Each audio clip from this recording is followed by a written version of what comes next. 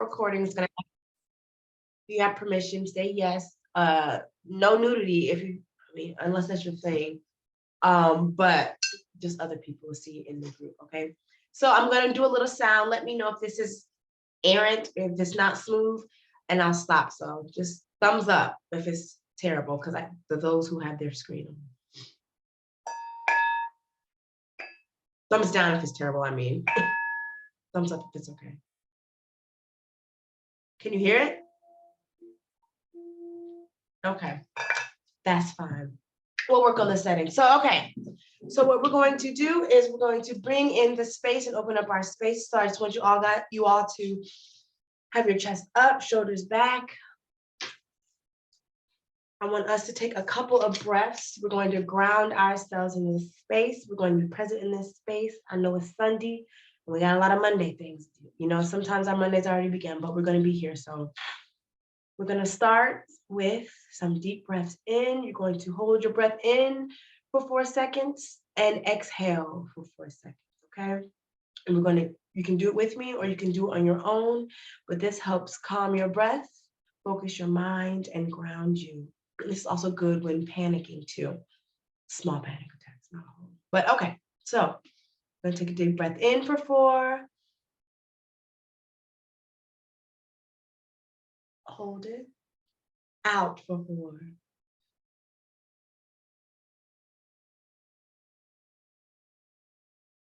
In for 4. Out for 4. And keep going. In for 4. Out for 4. And as you're inhaling and exhaling, you are inhaling all of the excitement, all the anticipation of learning, and all the well wishes that you have for this space. So when we exhale, we're going to exhale all insecurities, inhibitions, worries, concerns, Monday. Okay. Inhale. Exhale. And while you're inhaling and exhaling, take the time to pinpoint one thing that you're grateful for. Inhale. Exhale. Gratitude goes a long way. Inhale. Exhale. One thing I would like you to do as you're inhaling and exhaling is smile. Practice smiling. I know a lot of us used to smile, sweetheart. You know, that's the last thing we want to do. But we're smiling for ourselves. Inhale. Exhale.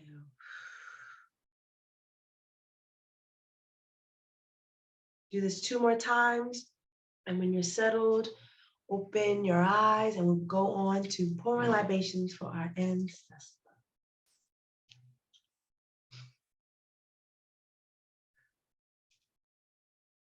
Okay, so for those of you who don't know, pouring libations for your ancestors, what does that mean? Water, preferably not Dasani, but water is a great conduit, got that right, for spiritual connection. It's cleansing. Water is purifying. Water can be build, destroy. Water is feeding, you know. And so when we give water, water is also life. So we pour it into the plant to give it life, to encourage, especially if you have my plant.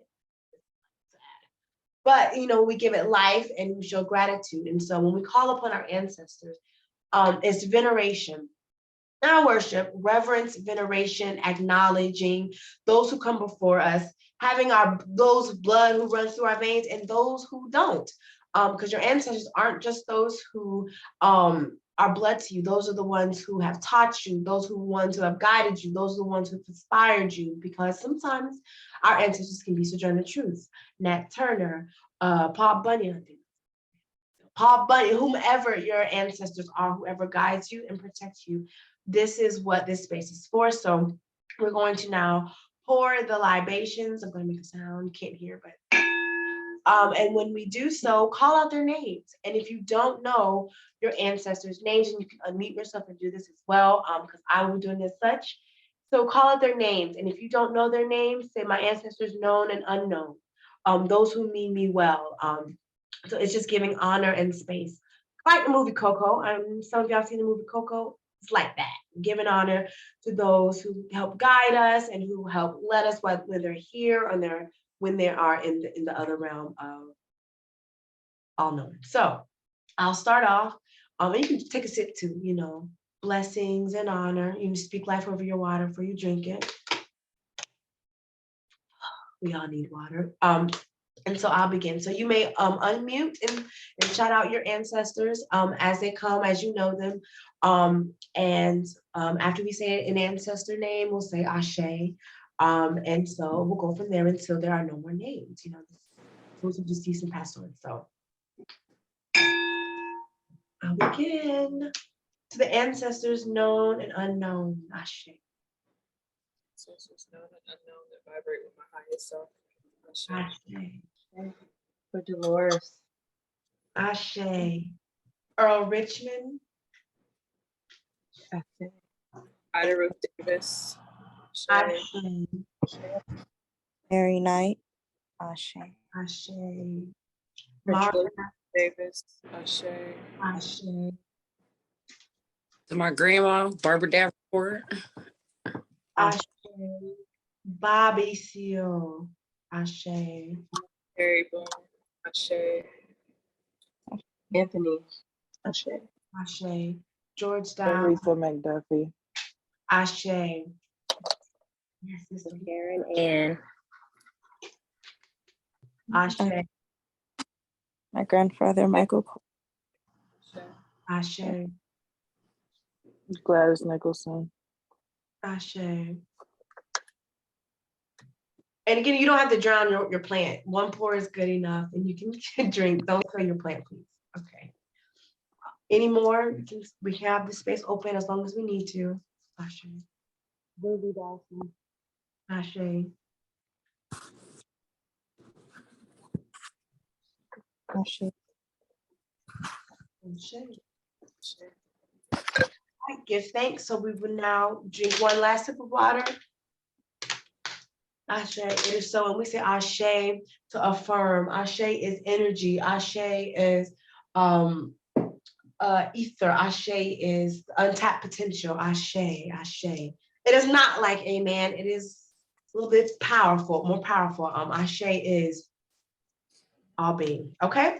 So we will start off with an icebreaker. I know I'm not really an icebreaker type of person, but this icebreaker is more personal and it'll get us all talking and getting to know one another. So I will first start by asking, and then I'll post a question in here as well. How many of you have read the book before? What were your first thoughts of the book before you read it? What are your hopes? And just before getting into the book, how many of you read it and what are your thoughts and all of those things? We'll start. And I'll post it. I'll go first. Okay, so before reading Jambalaya, I first got Jambalaya about, as you can see, my book is torn. Like it is pulled up, like it's so I got the book actually about 4 years ago, maybe 5 years ago, same around the time when I got the Queen of Fool book. And I didn't read it at first. I saw on the back of it, I heard a lot of things about Louisa Tish. I've heard a lot of her speeches, a lot of her presentations, a lot of her great things on Orishas, ancestral magic, hoodoo, voodoo, and just the natural way of the Afro people. And so my first impression was, this is beyond my pay grade. Like this is beyond my knowing. This is something I don't know. I wasn't raised like this, all those things. So I put the book down. And so because I wasn't ready, sometimes we aren't ready for certain things. And we just put things down and that's okay. And that's why it's important that we don't measure our progress with others, because somebody to my left, could be almost done with the book and I wasn't ready to receive those spaces. I don't think I even had an altar up yet or knew much about anything. But so I did begin to read the book maybe like 2 years ago, maybe 3 years ago, where I was more developed in my spiritual walk, and it just started making sense. Things just started clicking because I was time.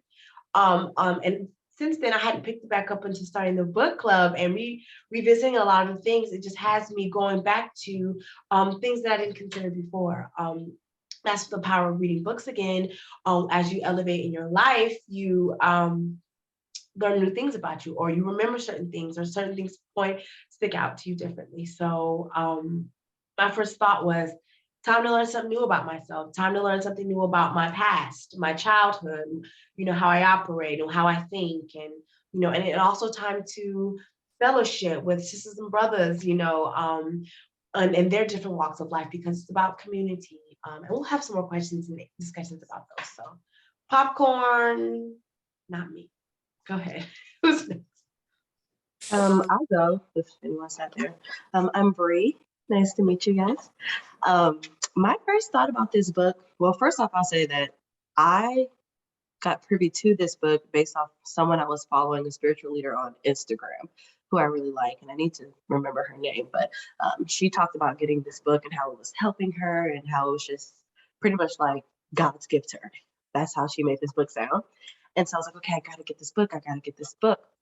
So this is my first time reading the book, and before opening it, I didn't expect it to read like a book. I really thought it was going to be kind of like just a book of like everyday charms and things that you could do to help you like with everyday life. So when I actually got into it, it started kind of like reading as a story with also those inside there. It was actually, I like it better that way. I guess it's more so not a manual, it's more like a story. So I like that it's being told like a story so far.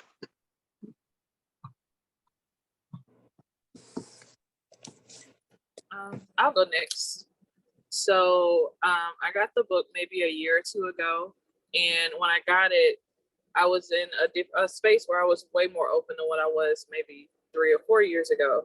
So when I initially saw the book, the front of it, I was like, oh, it's another book that's probably super complicated to understand, But then I saw the title under it, The Natural Woman's Book, and that's what drew me in, because I have a love for the natural things of life, energy, plants, root work, all that type of stuff. So I was just like, that sounds interesting. So I just took a chance or whatnot, and it was not anything that I expected. Like Bree said, I thought it was going to be like instructional and very specific to rituals where, you have to do this or whatever. And I'm very big on like being able to just kind of flow and not be so restricted.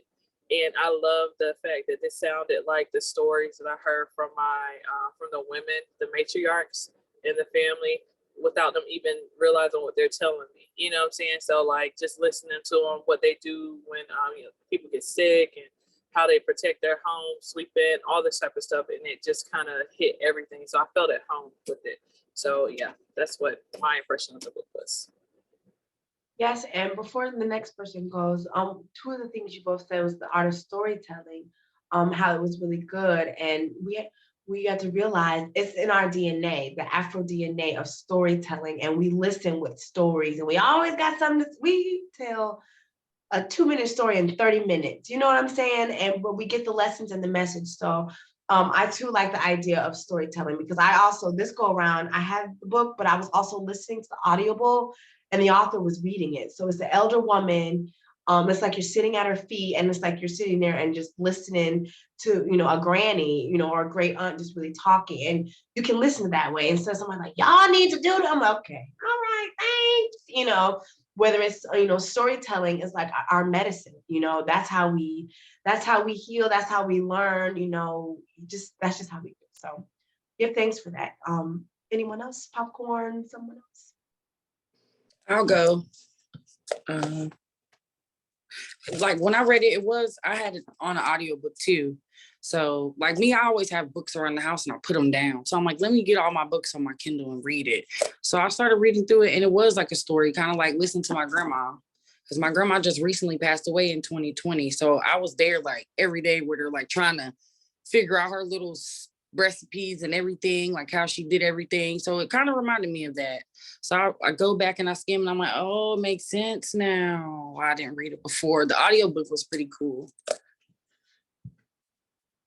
So that's what I think. Thanks. Anyone else want to go? I can go. Yes. I got privy to this book by way of like a bunch of Facebook groups that I'm in. And when I first wanted this book a couple years ago, I didn't get a chance to purchase it just yet. I still haven't purchased it. I've learned a little bit more about myself, seeing more that I'm very much an audio person.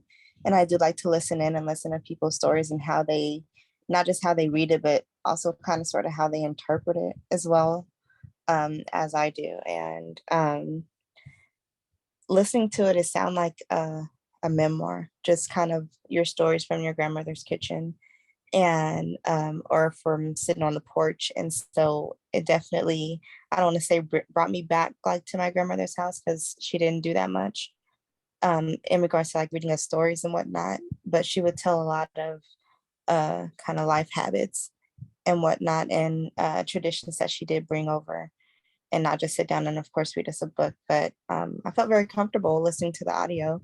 I will eventually get the book, but I do have a hard time focusing on, reading in words and long scripture and whatnot. But the audio that you posted in the group has honestly been helpful, and it sounds just well coming from another person. And that's really it on my end. Thanks. Bahati, did you want to go? Yes.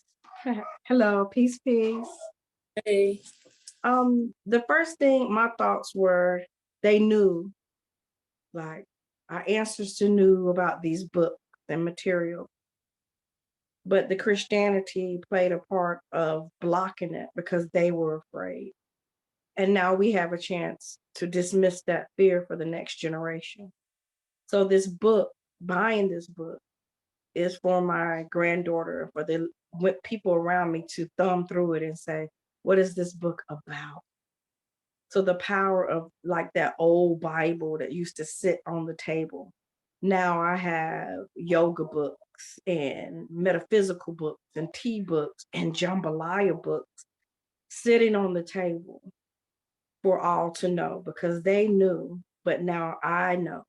And I have an obligation to pass it on. That's it. Ashe. Hey, Ashe, give thanks. Would anyone else like to share during the icebreaker if they've ever read it, what are their thoughts before reading it? I'll go. Okay. Peace, y'all. My name is Angela.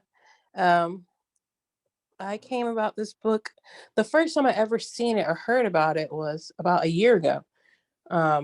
Was on a documentary I was watching called Our Grandmother's Gardens. And I remember taking a picture of the screen, like, hey, I'm going to get that book. And I put it in my Amazon cart, save for later. And I didn't even think about it. Well, I thought about it when I rewatched the documentary this year. And then I saw that you had the book club and I was like, hey, perfect timing. So then I got the audiobook and everything else. But then something about that cover, me being an artist, it just drew me to the original cover. So I was like, I'm going to go find this book. So I went on eBay and grabbed an original copy of it from the 80s. And I've been reading, I guess you would say read along with the audiobook and the book at the same time, and moving. And when I have to move around the house, just listening to the audiobook. So yeah, I really like it. I like the way it's written, just like everybody else says, it's like a story. And then it has a little breakdown parts in it, which is really helpful for me to stay focused. And I love what you said, Bahati, because when I've been reading this book, I've been sitting in my chair in the room and with the baby tied on me, reading it and listening to it, and just like being grateful that this book came at this time. So now I have a book that I can share with, like you said, our future generations, our daughters, our sons. Like you said, that old Bible that's been sitting around. Now I have some knowledge that I can share like this with her. So I'm very grateful.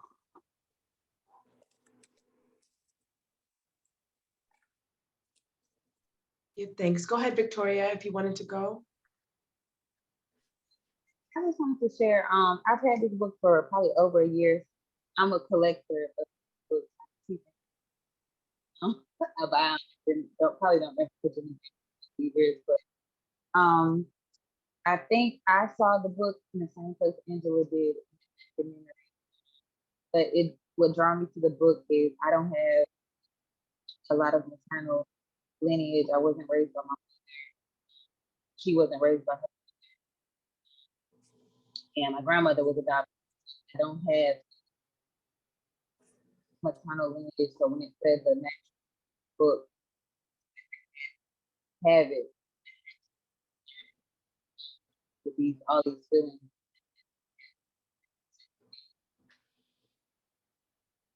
You know, I had a dibble and dabble exactly what to do because I'm not.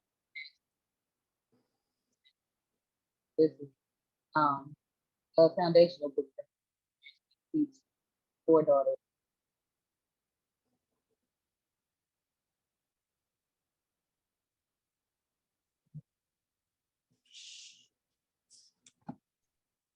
Peace. Are you still there? I heard you. I heard you say, just to be clear, you stated that um, you don't really have a foundational background. You weren't raised by your mother, and your grandmother was adopted. So you didn't have that maternal foundation. And that's the beauty of it all too, when it comes to walking in this spiritual, finding ourselves in the spiritual walk. I think finding ourselves is the spiritual walk.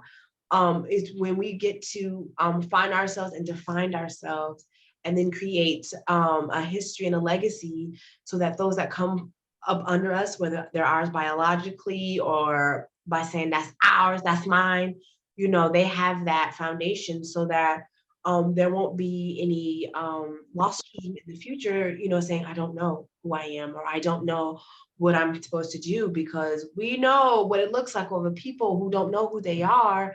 It's a lot of confusion. It's a lot of, trying to be everybody else, and there's a lot of regression. So I do think, mixing in with Angela said and Bahati, it's really good that we start here and that we commune together and know, because we've all dibbled and dabbled in some things. I have too, and so I give thanks, Victoria, for being in this space. And me being adopted, I definitely understand. I have a couple of different roots, I got to pull from. And so it can be a lot. It can be challenging when you read these things and you say, well, my foundation doesn't look like this. That's okay, because somewhere, somehow you got here. So you have a foundation, you have a beginning, as long as there's blood in your veins and breath in your lungs, we have a foundation and we can establish ourselves. And that's one of the beautiful things about breaking down old ways and old thinking, is that we can start off somewhere, and that starting off is with us. So go ahead, Serenity.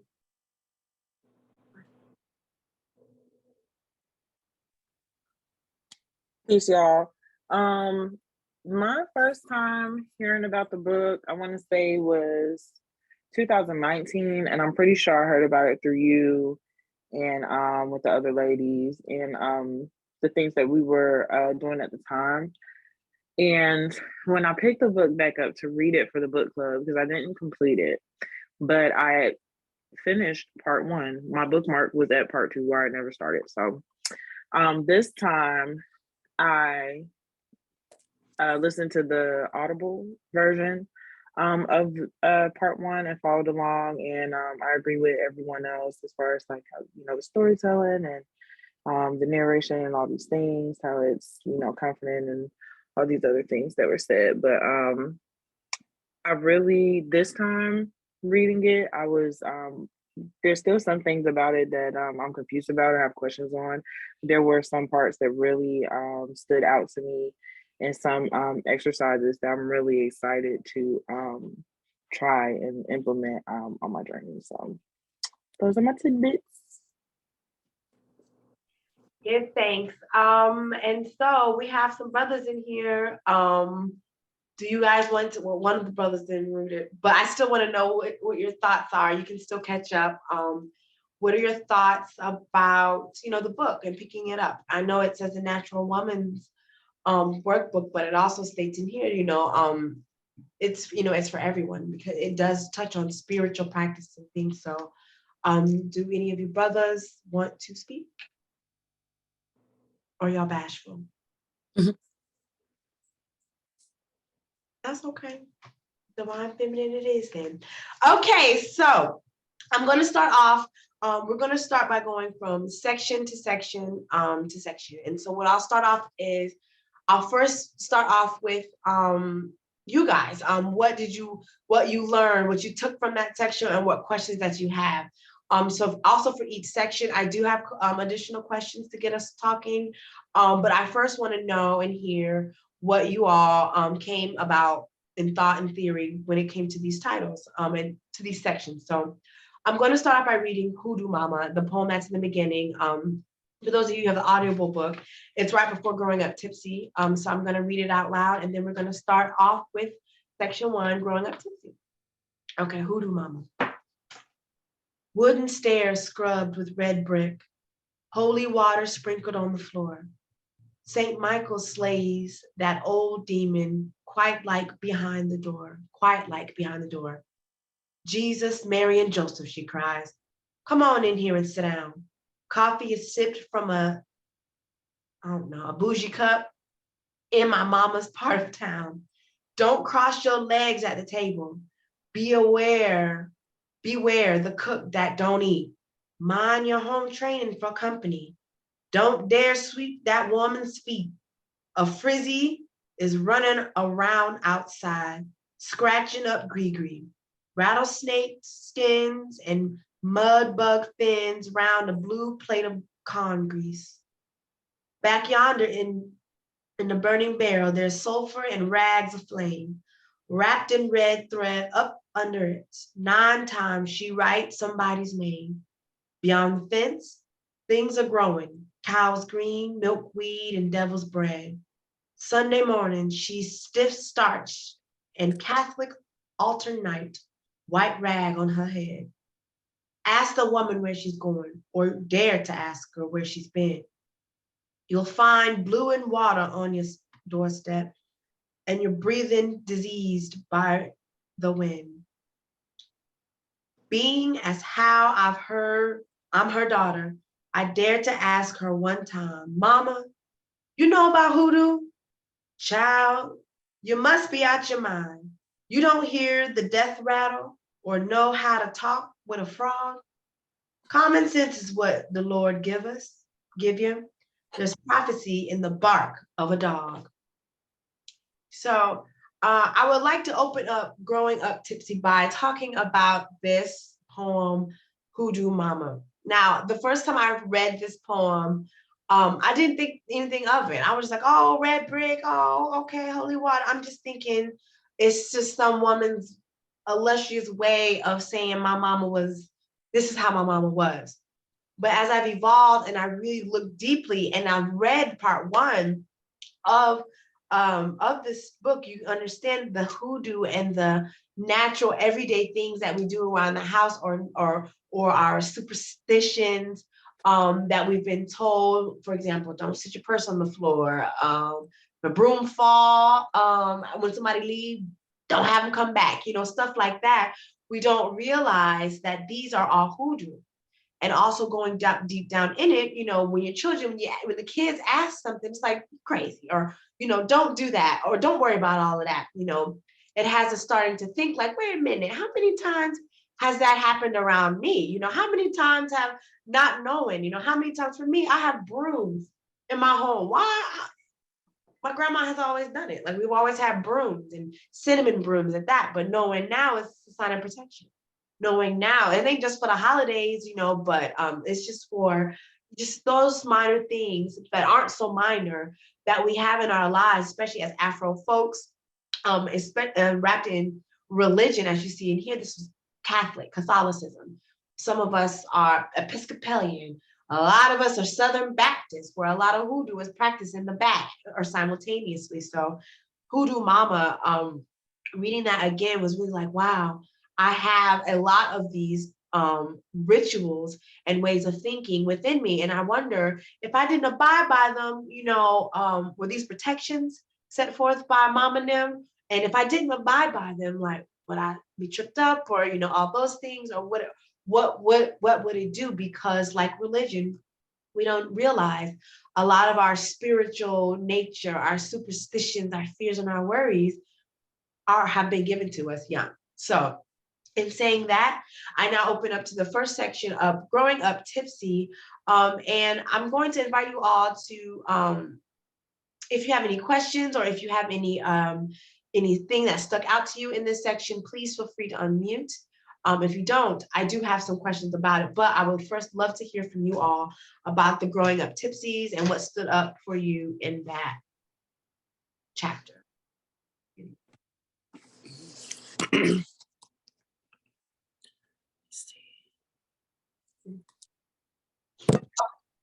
So I'll go first then. So in growing up tipsy, so this gives the story. We're introduced to Louisa Tish as a child, and seeing how, grandma used to have the red brick dust, and, it was called growing up tipsy. And it had me thinking, what does growing up tipsy look like for me? Growing up tipsy, and I immediately thought of the Holy Ghost, getting the Holy Spirit, being a spirit, being caught up in the rapture of the speaking of the tongue. That is equivalent to me, of growing up tipsy. So my first question in this context, when it comes to growing up tipsy, is, let me post it for you all. How important is spiritual religious development for children, and what has been your experience? A lot of times, especially in this day and age, you will see a lot of adults who are on their spiritual path and do have their spiritual awakening, and are all in all these classes and in all of these things, but the children are laid by the wayside. You don't really see a lot of things for the children. And yes, as a parent and adults, we give to the children, but also sometimes we think things that may be beyond our child's pay grade or knowledge or understanding. Which, if we believe in that aspect of our children's our ancestors' return, they're very wise. We just got to remind them of the things that what they already know. So yeah, the question is, how important is religious and development for children, and what has been your experience, whether it's been with your children or with you personally? So I'll go first. Growing up for me, I was a preacher's kid. I still am. He's still a pastor. I'm a preacher's kid, niece, granddaughter. It's thick in my family. And so our spiritual development, I would even say our religious and spiritual development, was very important to my parents, to the point where, we would have our own Bible studies at the house. And it was very unorthodox. My father was not a regular preacher. He was more like, listen, we be peopling, and we do people stuff. We're not holier than thou, and I sure am not. So it was very much like, this is how we do, this is why we do this. And so it was a space of being able to ask why to my father, not to my mom, when I asked stuff like, hey, Jesus having a girlfriend? Like, he was 33 years old. What's up? Like, where's his ladies? Like, what? I would ask those questions, or I would ask, like, why are we Christian and not Jewish? Or why are we following Christ? That's a man. I would ask all these questions. And sometimes it was met with, it's depending on the space. For example, others churches, it would be like, oh, that's evil, or oh, you're not supposed to ask these kind of questions. So I think that for me, as an adult now, that can be a little harmful, because when you tell me as a child, that's the devil, or when you dismiss it, then you go out and learn it somewhere else, and it could be a poorly received or given interpretation. So I think that spirituality and religion is important in the development of children, but I also think that it should be given at their level. Like, you won't be talking to a child, for example, I'm gonna just say Anunnaki. You wouldn't tell them all these gods and all these things. And they're like, wait, what? Storytelling. A lot of our storytelling in the Afro culture are stories for children because we're supposed to be adults and learn them. They teach about our character and all those things. So, I think that it's important to teach and educate the spirituality aspect in the form of stories. And as you age, it evolves into the more adult and like, okay, this is what this really is talking about. Oh, you thought Brer Rabbit was teaching you about how to be slick. No, this is actually teaching you how to don't let your enemy see all your cards at once. And, don't tell them your next move, so things like that. I think spirituality is important as long as it's taught that the person who practices it evolves. So that's my little spiel. Go ahead. I'll go next. So I feel like growing up tipsy for me was very interesting. It was growing up in a very Christian household, AME Zion and Presbyterian, but also with a mother who is a devout Christian, but also believed in like the fantasy world. So, we went to vacation Bible school. We went to Sunday school. We had communion. I was at church probably every Sunday, early. But at the same time, my mother immersed us in, I grew up watching Star Trek. We watched stuff like about fairies and folklore and werewolves. My mom was a big werewolf and vampire fan, all those types of things. And, it wasn't just us watching TV for entertainment. These were things that she actually kind of taught us to believe in. Because she always said, people make movies and stories and write books, but generally this knowledge comes from somewhere. So at some point in time, what people thought was folklore or whatnot kind of could possibly become true. And too many people in this world have seen things that we can't explain for it not to be true. So growing up tipsy for me was having a father, I call him the cousin deacon, that's very big into church, and that's just it. That's it. There's no questioning. He'd say he's very old-fashioned or whatever, but a mother who also grew up in that and very firm believer in Jesus Christ, but also told us to have a mind of our own and also to, believe in things that we can't actually see, which in turn is kind of like Christianity too, what was taught in a way or whatnot, but also to be outside of those realms and figure out things for yourself. So that's kind of like what growing up tipsy for me was. And then I know with my daughter, well, she's 20, and so she's not a kid anymore, but she was very, I was very big at one point on pushing Christianity, fire and brimstone, the way I was taught. But because of who my daughter is and how she's very strong-willed, she actually pulled me out of the fear of religion and the fear that's associated with religion, in my opinion, where if you don't do right, you're going to hell. She pulled me out of that, being with her, just her thoughts and feelings. I mean, she studied the Bible way more than I did at a very, very young age. I literally found her notes the other day, and she has gone from scripture to scripture to scripture and just writing the things that she thought in middle school or like right before she left elementary school to middle school, and she formulated her own opinion on what she wanted to believe in, and she would not allow me to push things on her that she wasn't ready for or whatnot. And she actually pulled me out of like the fear factor or whatnot, and and opened me up to understanding there are more ways to think, which is something that I laugh about now because my mother did the same thing. She opened me up and I forgot that. And it took, a younger person, someone that's vibrating so much higher than what I was, to show me that again, that it's okay to just be different and live outside of the box. So that's what growing up tipsy was for, well, like for me.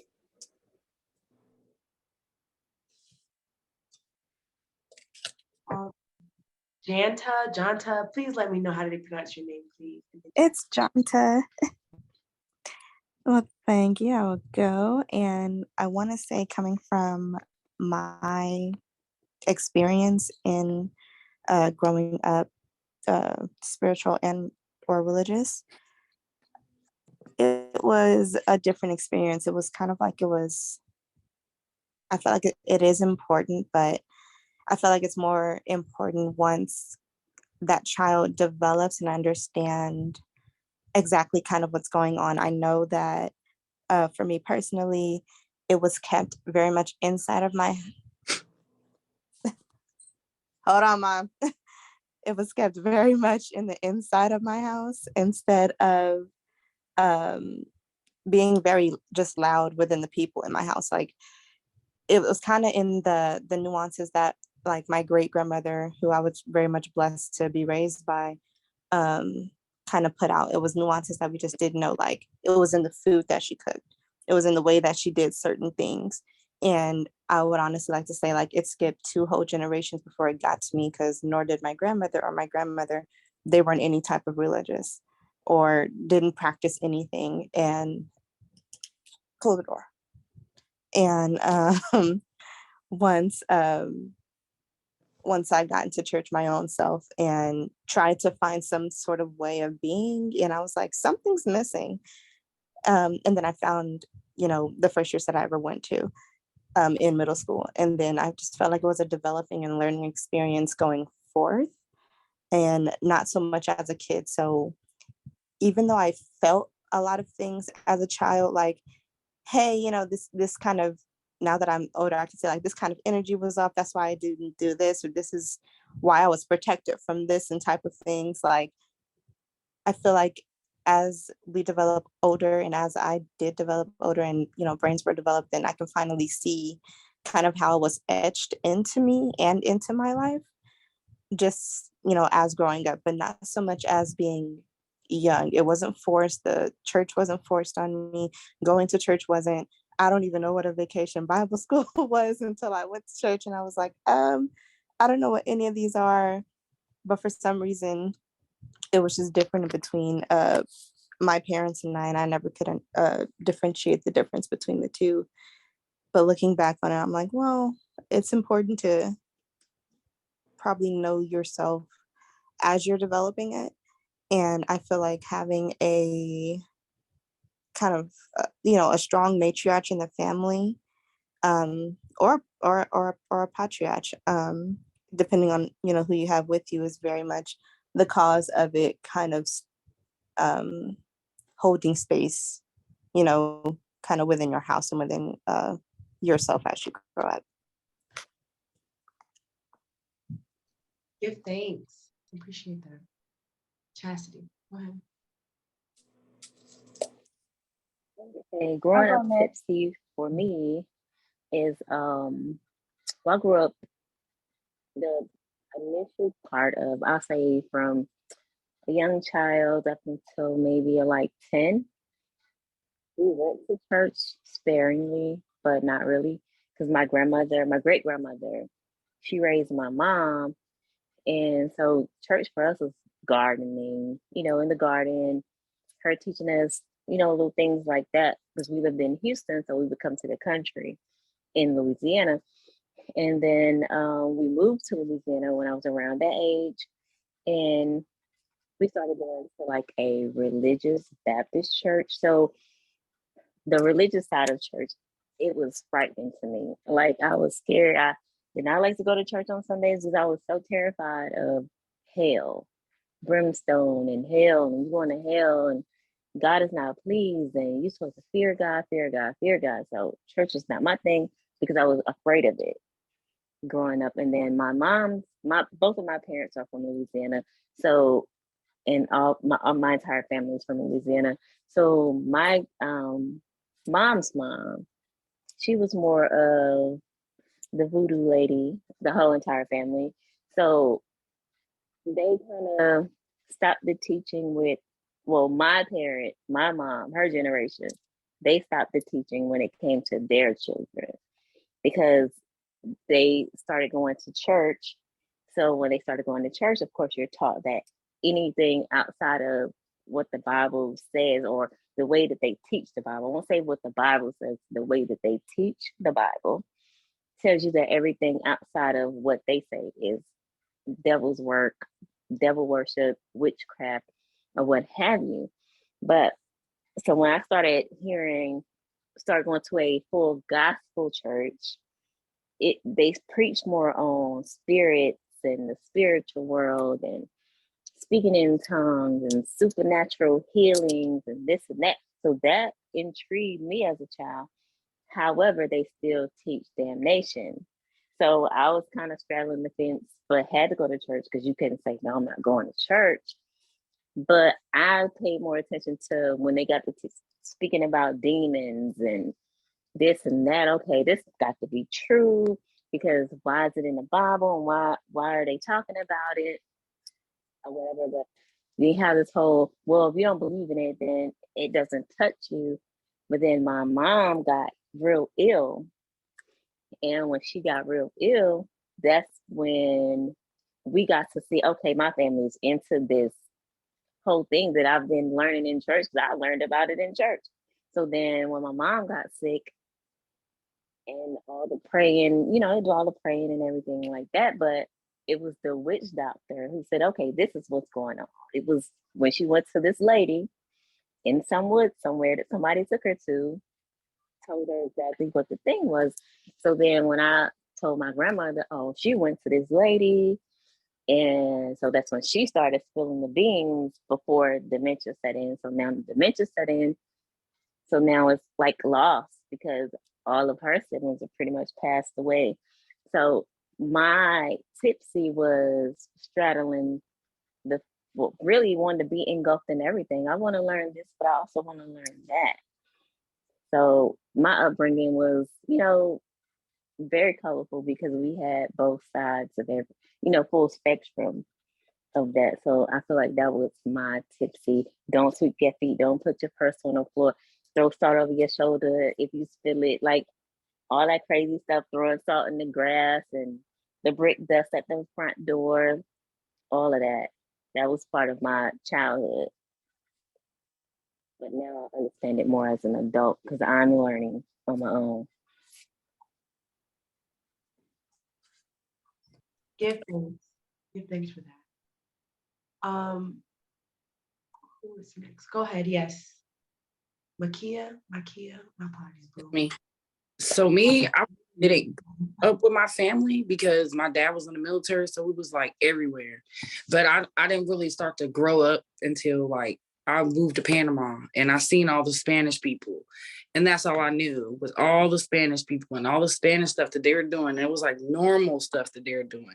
So that's all I knew was like my friends were Panamanian and Cuban, and I would go to their house and they would be eating beans and rice and doing all this stuff.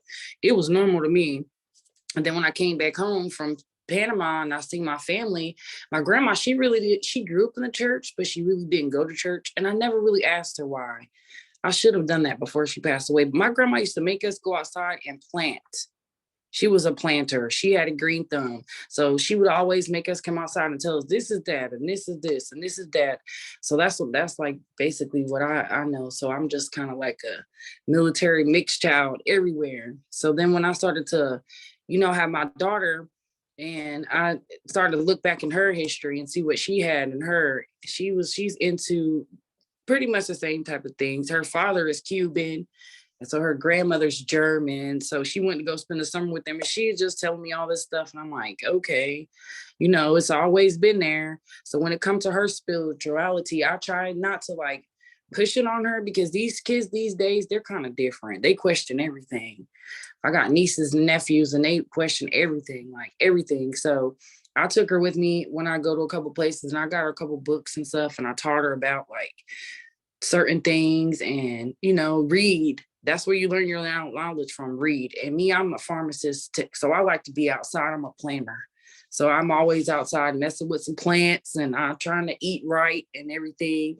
So pretty much the garden, being outside was like my thing. Cause I know when I was overseas in Panama, I wish I would have got some of those plants because God knows what was in those forests. But look, I didn't even know anything because that was just my normal, you know, everyday playing outside type of thing. But little did I know that I was around all the good things that we really need. So my thing was pretty much, we went to church, but not really. So we would be outside with my granny in the garden. And now she's passed away and they sold her little land that she had and all her flowers. I go by there and they still grow. and her plants still grow and they can't get rid of her. I said, Grandma, I see you. And now, like me being in the pharmacy, I think about how all the plants, medicines come from plants and stuff. So it's all in my little nature of working. Thanks for that. I appreciate that.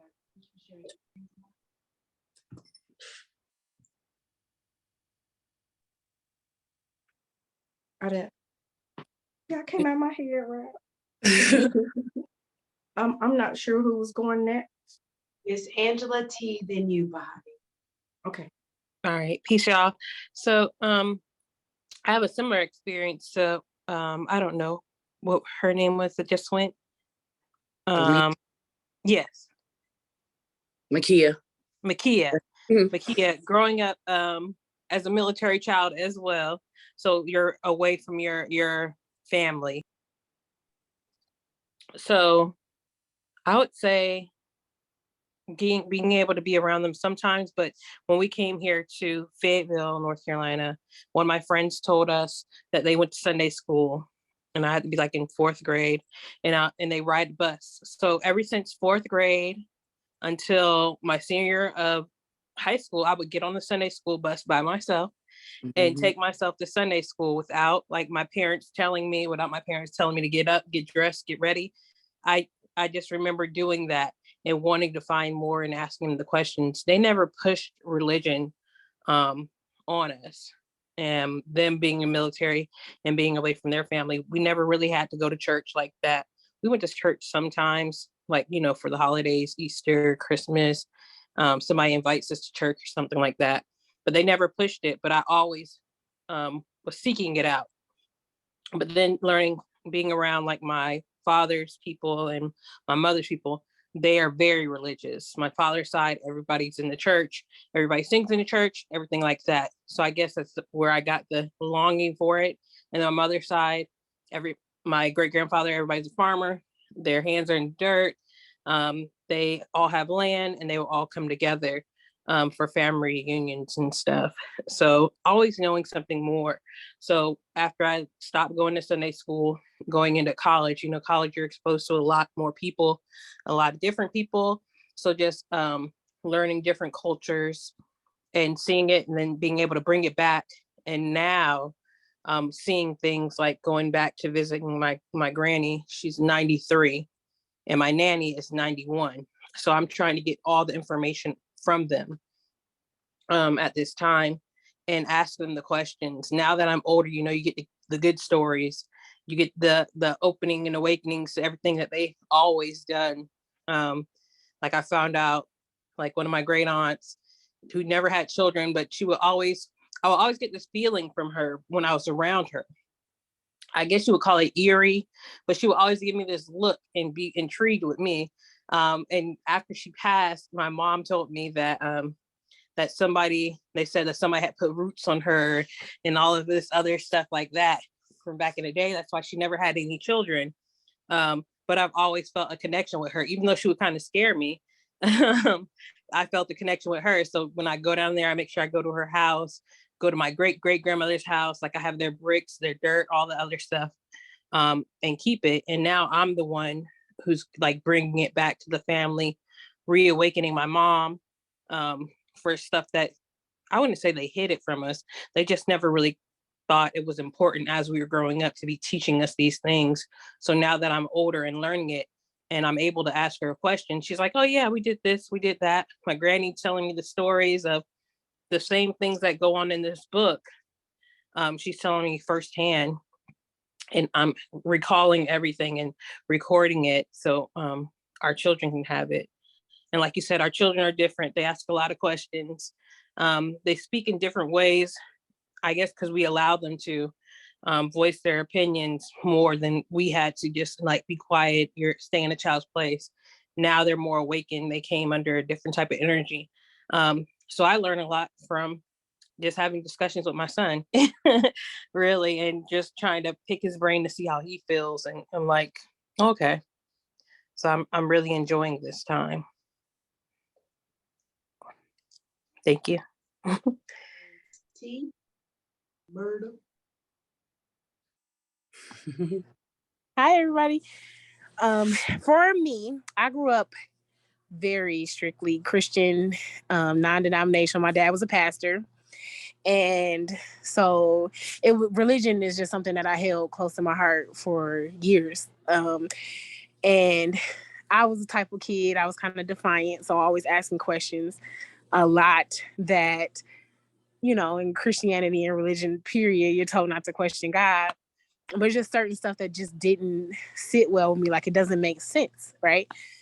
And so being an adult, I was able to find my own way. And now my dad is one of my favorite people to talk to about spirituality because, in religion, I thought he was so open-minded. And not that he isn't, but he's kind of like stuck in what he was taught. So I enjoy being able to like challenge the way he thinks about things or the way he's been taught religion, if that makes sense.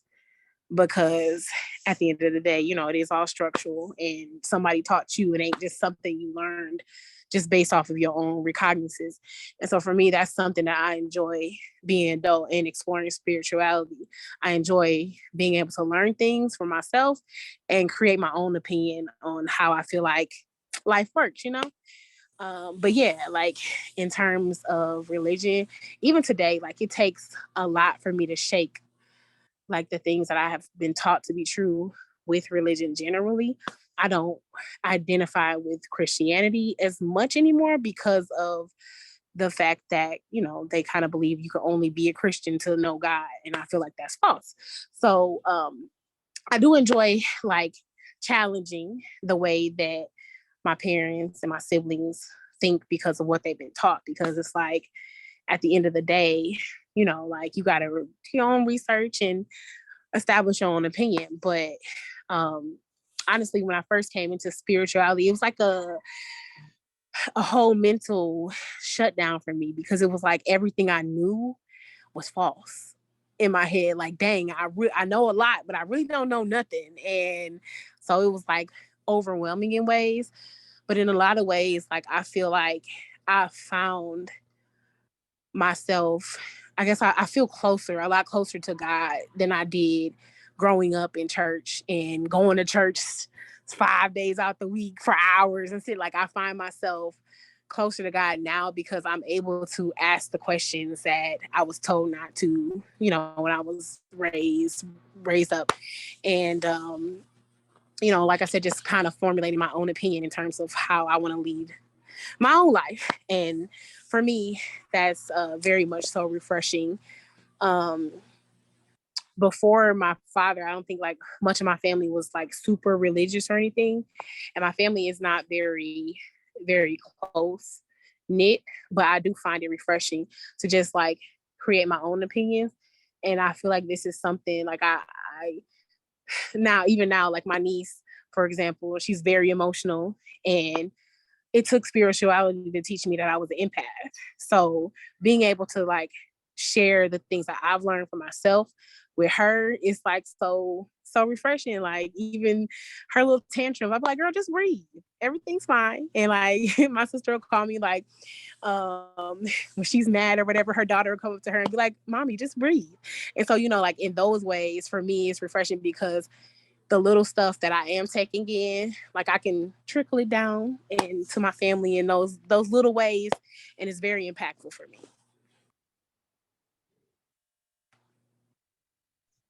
Give thanks, T. I believe it's Bahati and then Victoria next. Greetings.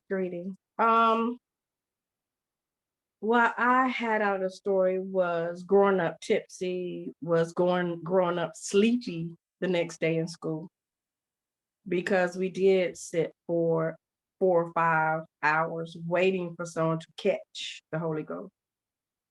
Or once they caught the Holy Ghost, then they had to do the baptism in the separate area and not getting to bed till 2 or 3 o'clock in the morning, and then falling asleep at school and trying to explain to your teacher, I'm sleepy because it was a soul born last night. And they're like, I don't know what what kind of cult you're in. Oh, I'm not in the cult. We just don't wear pants, earrings, jewelry, makeup, no kind of birthstones. We don't talk to anybody outside of the group. We don't go on dates without chaperones, but we're not in the cult, you know? So growing up tipsy for me means growing up confused. Seeing nothing wrong with some of the women who came into the church who were full of knowledge, but because they wore pants and earrings and jewelry, we wouldn't, and they were given time to change. But if they didn't change, we wasn't supposed to grasp knowledge. And me going, she's wise. Oh, she's smart. Yeah, but she's rebellious. She's not godlike. And now knowing God has so many faces, that they had so much they could have had forward. And also for me, it meant not understanding the voodoo and hoodoo that was in church of the blood. Here is his blood, drink of it. Communion. Here is his body, eat of it. Or going to the grocery store and I split the pole with my Pentecostal grandmother and she walks back around because I split the pole. Or I accidentally sweep her feet and she spits on the broom. But she just came out of prayer and I could hear her speaking in tongues upstairs, but she's spitting on the broom now. So tipsy to me means growing up confused morning, noon, and night. That's it. Yeah, thanks for that. I still spit on it too. What? Throw that thing away. Victoria. Oh, I spit on it. I put cinnamon on it. I sage it. If I could ride it to work, I probably would ride it to work. But Listen, where I come from, if you sweep my feet with a broom, I don't know what's gonna happen to you, honey. Don't do that around. It's like for us, it's like you wish the person harm. Like, Right. don't get out of here. Or like hats on the bed. Have you ever do that? Or you better put that person. My granny told me no hats on the bed. Exactly. And my grandma used to go and get some cinnamon, like cinnamon that you put in your sweet potatoes, and you blow it out the front door. I said, why, Grandma? Just do it. So I be doing it on the first of the month. Little did I know, that's what you're supposed to do. I was like, okay, I still do it. Those are the learn. Go ahead, Victoria. So growing up for me, was it was a lot. I identified with how do you say it? A lot. The way everybody said, really, to be honest. I was raised by my father's family, and specifically my great aunt, which I called a grandmother, and my grandfather. He was I don't know if y'all familiar with quartet singing. It's kind of like North Carolina, South Carolina, down south type of thing. But we be in church for hours. It's like a concert type of thing all night. And we went to church every Sunday. We didn't really do the whole Bible study thing because we lived where our home church was at. My going up tipsy was like, we went to church and we did all these things and we went to the concerts and stuff, but I couldn't tell you like anything that like my elders like could apply to their life. Like we went to church and we did all the superficial things of going to church, but my grandmother prayed a lot. She lived till she was 89 years old and she still got on her knees up until she died. As far as my grandfather having a problem, and him being able to tell me what I need to do and apply what we learned at church to our lives, like wasn't a lot of that going on at home. So I was always confused, like what's the point of going if I'm not getting anything out of it? And it was always something missing. So, and I went through like a rebellious stage of life, and like they didn't know what to do with me, so like they just threw me at the church, like told the pastor all my business, and he brings up in front of the church and like like to shame me and stuff. So I like as soon as I got old enough to leave and get out on my own, I left the church completely. And but fast forward some years, I give birth to a seer, my oldest daughter. She's 6, she'll be 7 next year. She was seeing things very early. First encounter was 3.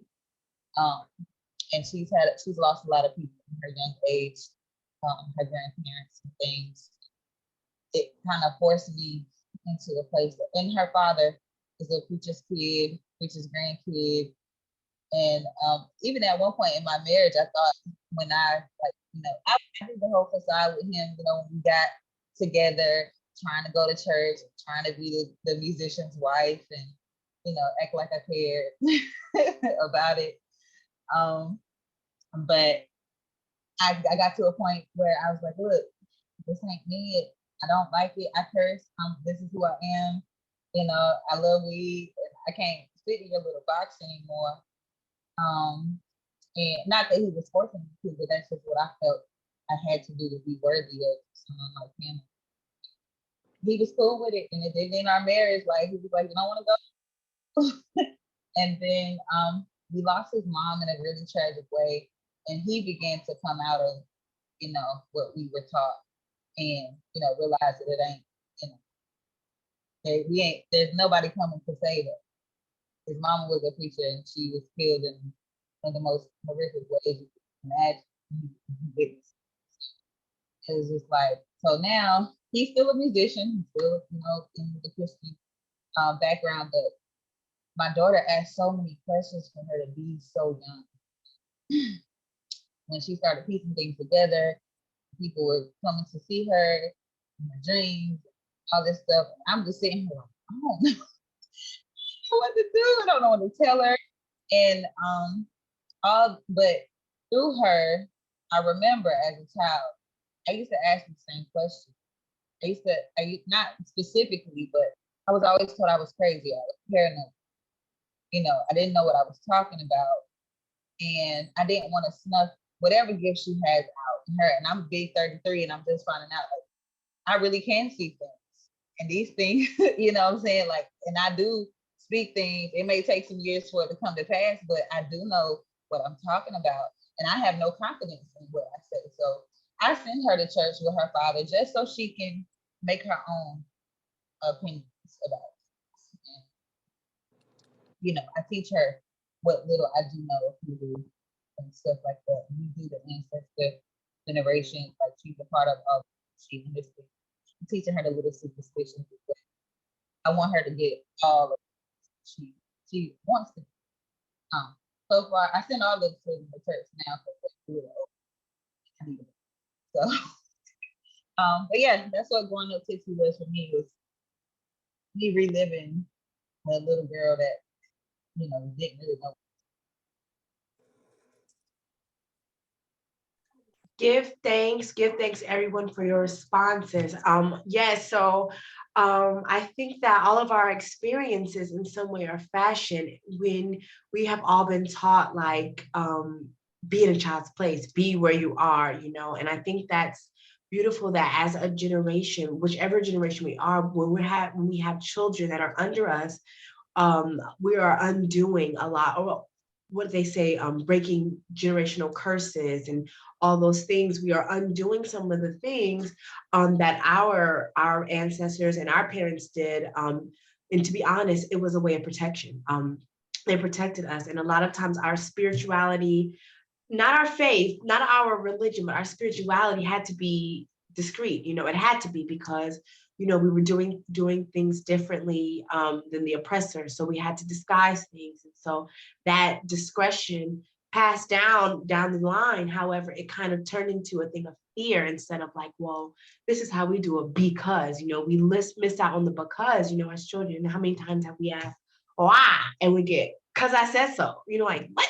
That's not okay. Great. So I'm gonna go ask Bob over here, and he's gonna tell me why, and it could be completely wrong, but because you said, because I said so, and so I definitely think that, we are in a new era.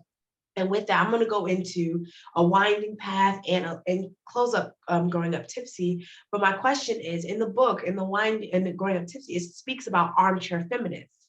And so armchair feminists are the grannies, are the moms who tell us all these things. Don't sleep the floor, don't mind your head, all these kind of things. So my question is, let me post it. Do you think this still exists? If so, have armchair feminists evolved? Or do they look the same as described in the book? And does this have to evolve? And what part do we play? Now, I will say this too. It goes into the next question of winding path, as well as what has been your experiences that you've learned to lead us here. So I will say, when it comes to the armchair feminist, I think that it's got to look a little bit different. Whether it's then, the armchair feminists were very riddled or just very mystique about things. This is a generation, because we're having children that ask why, why, and some of them, they understand it, on their level. The armchair feminist has to look a little bit different. We have to be like, hey, do this and this and this, because it can be on their level, but to understand that, because it's because these children are carrying on our legacy. These children are carrying on our bloodline, and if we keep them in proverbial darkness, they're going to grow up and be like us, where we are redefining ourselves sometimes in later years, which is okay. It's never too late to be reawakened. We are reborn so often, every moon cycle, we're reborn every day. It's a whole different cycle of 24. So there's constant examples of being reborn every day, that number 8 of build and destroy. But when it comes to the children, we have to make sure, I think the armchair feminist has to be a little bit different, because we're in an age of information. You can Google everything, you can find everything. So even spiritual practices, things that are discreet, you can figure it out on YouTube or Google, it'll tell you. You know what I'm saying? So I do think that though that level of anonymity and discretion is key, because you have to keep certain things sacred, with your own egu or ancestors, with your head, your own spiritual practices and things. Some things have to be discreet. But I think that in terms of sharing the knowledge and that wealth, in order to break generational curses and boundaries, in order to sustain your lineage knowledge-wise, where we're not rearing up confused children. Like, we don't, I think we're the last generation of that. We are, our parents came from a generation bending, grin and bear it.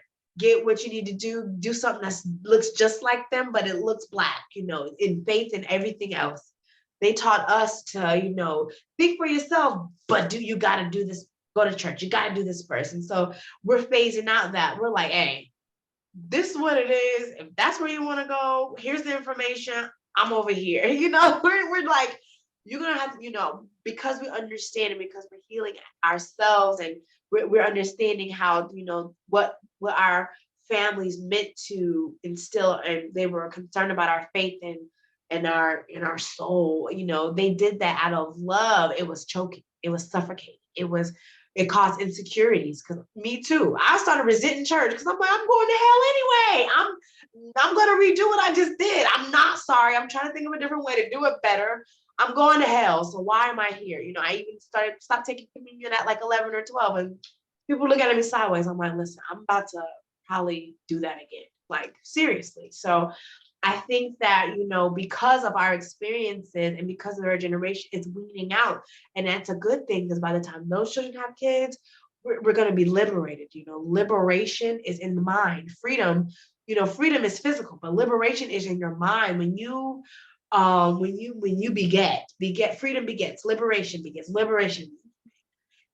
We're going, our time for that spiritual awakening is amongst us. And when you're awakening your spirituality, and when you have that confidence, and when you have that support system, whatever that looks like, when you have that guidance, that spills off into your everyday life, and then you have unstoppable children. These kids, I love them. I work with them. I call them nuts, but they're very wise.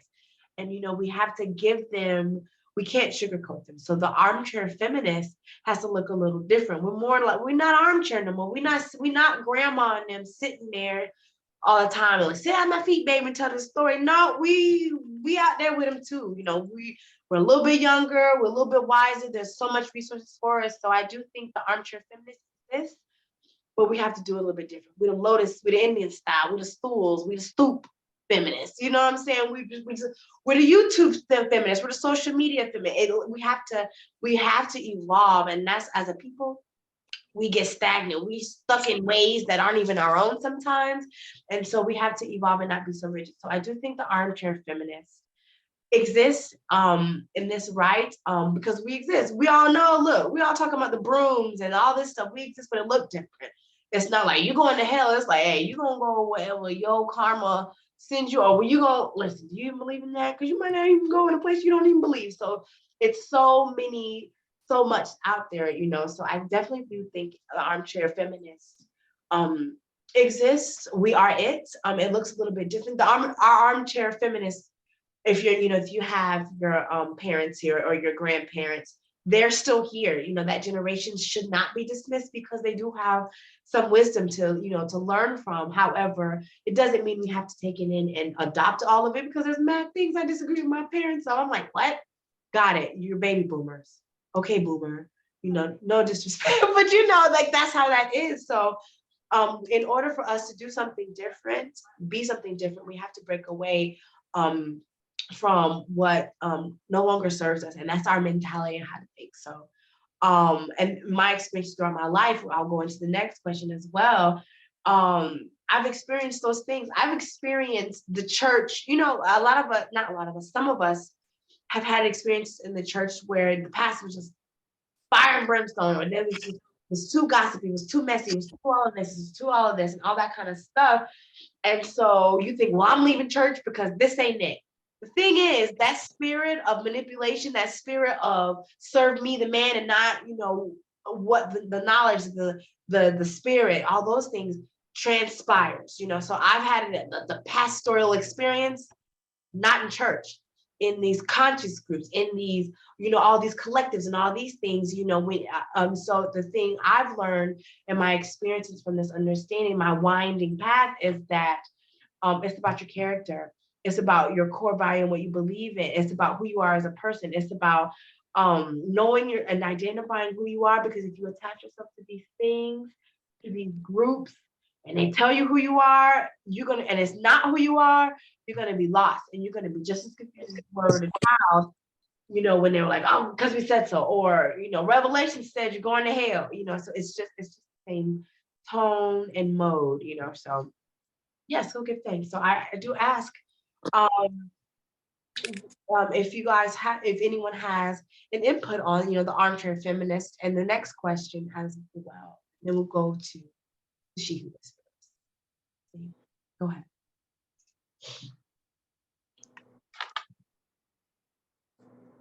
We can move on.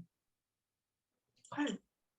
And again, and another thing I would like to say is these questions, I'm going to post these questions in the Facebook groups, you know, so throughout the week, if you want to share more or all those things, you definitely can share those as well. And so, yeah, so my next question, if you want to answer this question as well, is, you know, what are some of your experiences? When you decided to leave the church, or when you decided to leave wherever you left, where did you go and why? And how has that shaped you to get to where you are right here? And do you incorporate any of those things? Or have you found yourself, you know, going back to some ways of old, you know, ritualistically? Like for me, when I work with my ancestors on my altar, I divine with the Bible. I'm like, hey, what y'all want to say to me? You know, I'll put it to them lips and I'll say it, and then I'll flip it. And you know, that's the message, you know, certain ways of old. Yep, I read the Bible, but I'm a divine with it. Yep, I read the Bible, but I'm gonna use these Psalms as an incantation for this candy, you know, so those things. So the winding road has really taught me, you know, those kind of things. So I ask, you know, what are some of your experiences and journeys that have been good for you and what are not good? I'll go. So for me, it's been it's been somewhat chaotic, but because of who I am and the type of personality I have, a lot of my family just kind of leave me be because I've always been pretty forward about anything that I feel and want to do. But in the beginning, I got a lot of questions, or like, you know, oh, you doing that witchcraft stuff? And even to this day, my dad, who, like I said, is very traditional. Are you still working on the roots? And, me being who I am, I'll be like, yeah, do you need something? You need me to do something for you? Just to kind of stake my claim, like, this is me. You're going to have to love it or leave it, type of thing. And, I think even with my mother, it was more so she was just concerned that I believed in something, a power that's higher than anything else. That was her main thing. I would go into things about, what I believed, and it sounded very, very foreign to her, but I'm very grateful that, she listens, and she'll sometimes try to see, how things could be relative or relate to what she believes, and I think that's pretty dope. Yeah, it's been very, very chaotic. And I think with me, I'm still at the point where I'm still learning, I'm still trying to figure out where my niche is.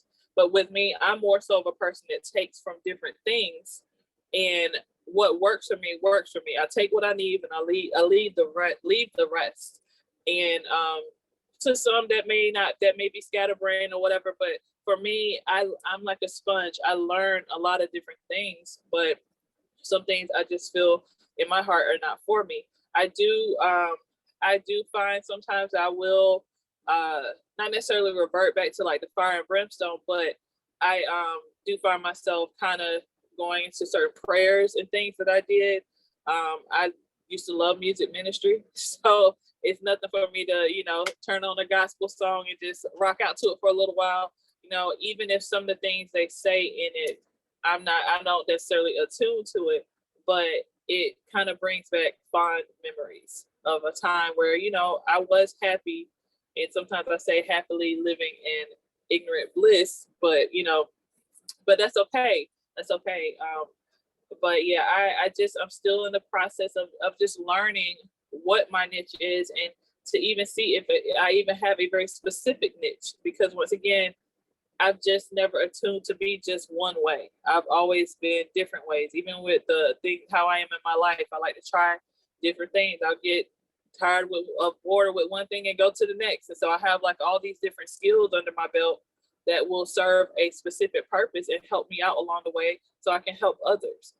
So I'm still learning and incorporating all the things I've learned up to this point.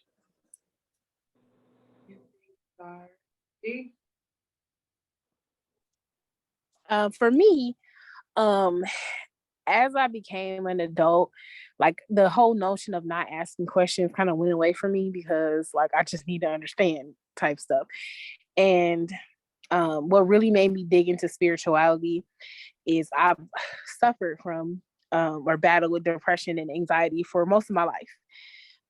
Not even knowing what it was, because I just thought I was crazy, like literally.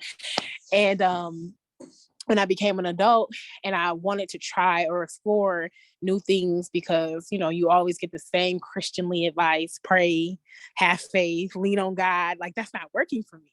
And at the point I was ready to just do away, like end it all, because it's not working. Lean on God, trusting it, that's not working.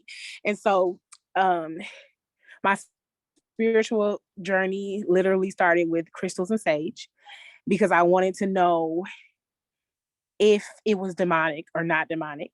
And so I went to the people who I found were, the leaders of the church or whatever, asking questions. And I literally was like condemned to hell. Like, you with your African self gonna go to hell. And I'm just like, okay, that's not really answering my questions, right?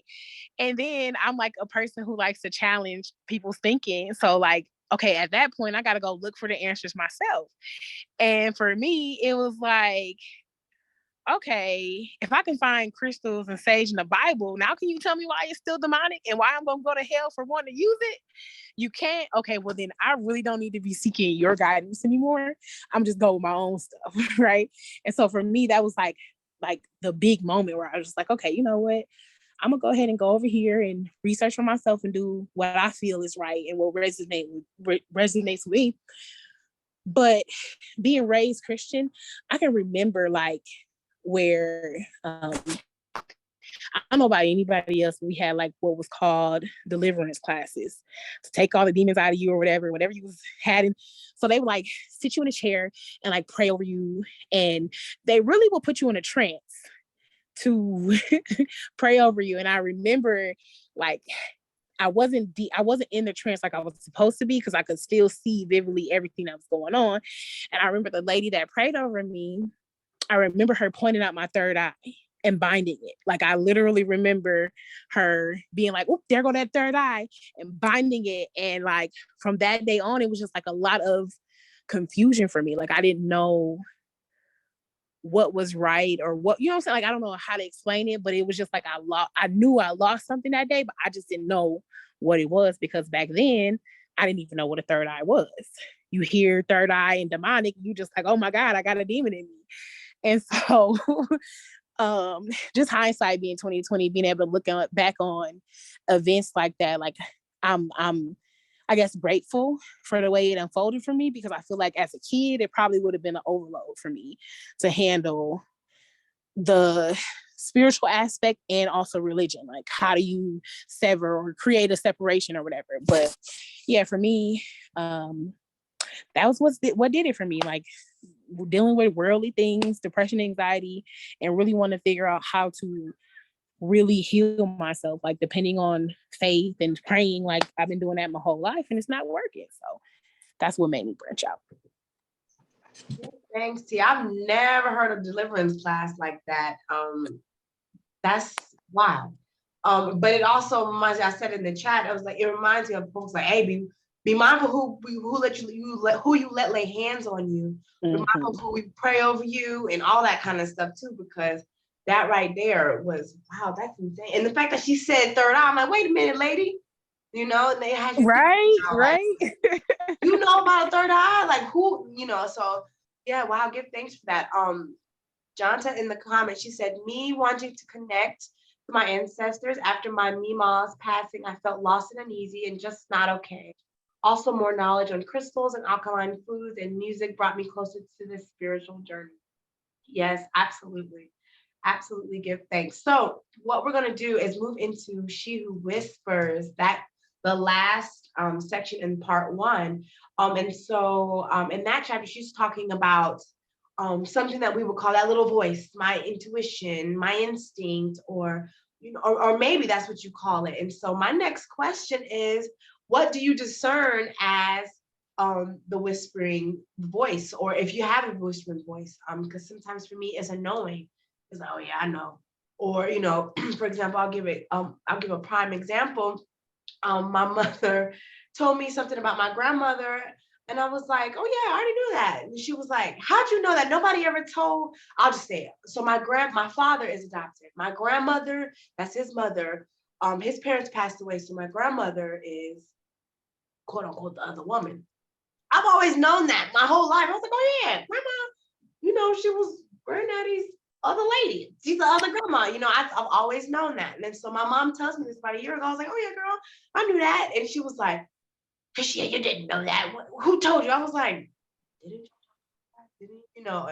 And my mom was like, no. And I was like, okay, me as a child, I've always just known stuff, or I'm like, didn't you tell me that? Like, or you didn't, so to me, sometimes the whispering voice is me just knowing stuff. And then folks look at me like, who told you that? And I'm like, you didn't, and so, and also for me, the whispering voice, it's not my instincts. My instincts really come out of fear, but it's like, for me, it's like I'm speaking to myself. It's my voice, but it's not my voice, and so it's like, for example, it's like, girl, you need to get that oil change because the last time, and I'm like, oh, let me go. That's, to me, that's my whispering voice. Because the moment something happens, like, see, I told you, or it's like, don't go to the store right now. Wait a minute, don't buy that right now. And then 2 minutes later, somebody else is gifting me that. So that to me, that intuition is what I like to call the whispering voice. In Ifa and Yoruba, it is your head.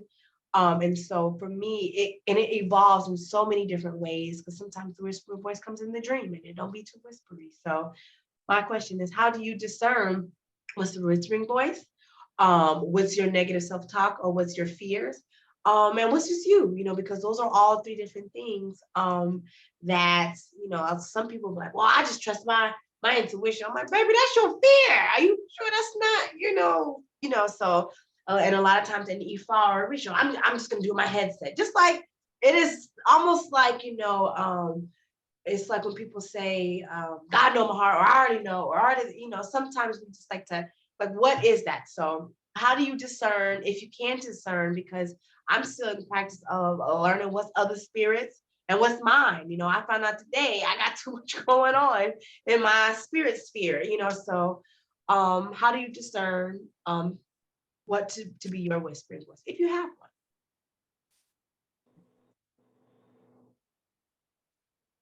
Go ahead.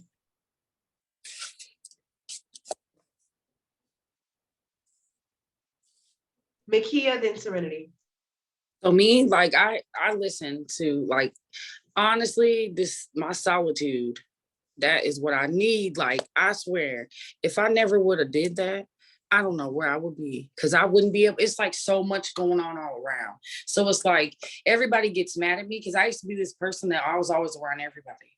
So now I'm just like solo all the time. And it's great because I can hear all types of things. Like I be outside and I hear like my grandma saying, go water them plants. Or like you said, go get your tires, stop playing around. Certain things that you know you need to do. And I believe what you said also about your intuition being out of fear. That's good, because it's like you can't think like in fear. You really have to listen, and you can hear certain things. Like I'll put something down and I'll find it when I need it. You know what I mean? Like it's just like I just follow like my day to day. Sometimes I don't even think. I just go, wake up, and I do what I do, and it's like everything will just come to me. Like you said, I might don't go buy that, and then my friend will call me and say, "Girl, I just grew some watermelons. Come pick some." You know what I mean? So it's like I feel like solitude for me really, really, really, like people think you're selfish, but I don't think so. I think that is like the most important thing that you can do for yourself is stay. Sometimes you have to. And I'm not talking about your kids. I'm just mean like, you know what I mean? The outside world. So that's how I feel. Yes, give thanks. And before you go, Serenity, I'm going to read Victoria's in the comments. She says, the whispering voice was my so-called paranoia. Sometimes it comes across as negative, but that is usually because the truth nobody wants. Also, the disruption of my sleep. Yes, ma'am. I agree with you. A lot of times, like for me, when you meet, like when you see things and automatically you think something negative, like, oh, they're jealous, or oh, that's not gonna work. You're like, dang, why am I so negative? And then it happens. You're like, it's about changing your perspective of what's going on, because I'm with you, Victoria. I find myself like, dang, am I a negative Nancy? It's like, no, babe, you're in tune to what's going on. Or and it's like, oh, I'm not gonna go. Y'all got it. So that paranoia, or that hair above on standing up, that's, I agree with you. I'm right there with you. And it's when we have that confidence and we're assured in ourselves, and when we could keep developing that relationship with our ancestors, who we identify as the most higher divine or the universe or whatever, we'll begin to know when we get those. My heart beats fast. I'm like, I'm about to die. Oh God, what's going on? So it's like when we're in tune with ourselves and have that alone time, we'll be able to know our alarms. So it's like that paranoia is that eerie feeling, as Angela said earlier. So I absolutely agree with you, Victoria, because that's me. I'll be paranoid, but I'm trying to change the perspective over that. So give thanks. Serenity, then T. I definitely agree with you ladies as well in terms of just that kind of that paranoia or that like hunch, just that kind of like gut feeling and just that eerie feeling. It's been plenty of times that I've had questions, I've asked them, and then I've had them answered simultaneously. And if the answer wasn't that great, then it didn't feel too good before I received the message.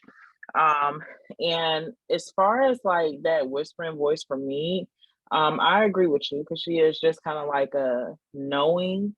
And one thing that I've started doing is trying to say things or make note of little things or little feelings that I may have.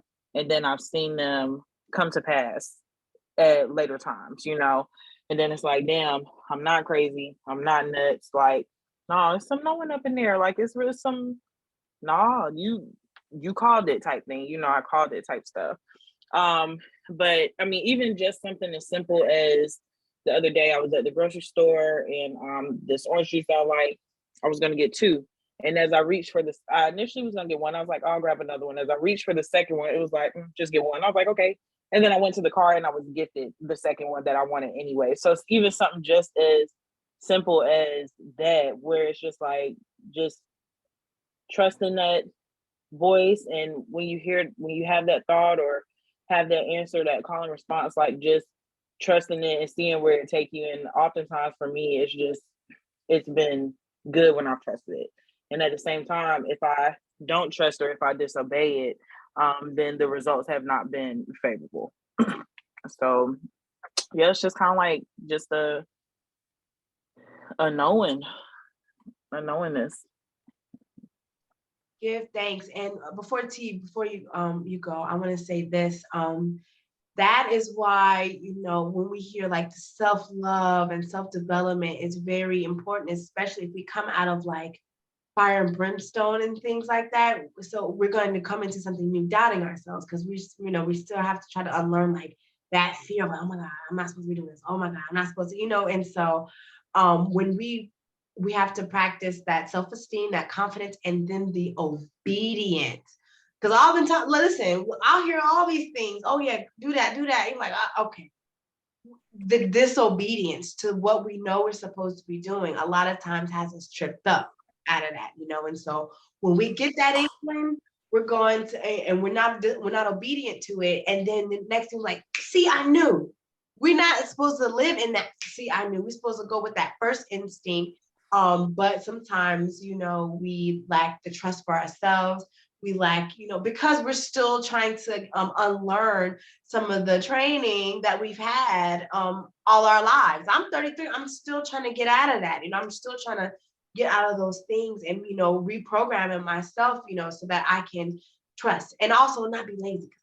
Sometimes it's lazy. You're like, you know what? I don't feel like doing that right now. And it's like, all right, well, you asked for this, but you got to do this, and I'll go back to the Bible. Sometimes faith without works is dead, so you have to be obedient to what you hear. And if some good advice, when you hear yourself say, I know I'm supposed to be doing that, but you're ignoring the whispering, but you're ignoring your purpose, but you're answering yourself to the stagnation. Guilty, and so I'll say that. And so before T you go, I'm going to read from Bahati in the comments. Confirmation of what I said or seen in visions allowed me to know I was on track. The inner voice of guidance, ancestors are both powerful. And Chassie said, it feels like deja vu or visions for me, or as we call it, following our first mind. Absolutely. And for me, I'm like Serenity too. I like to tell people, I'm like, what?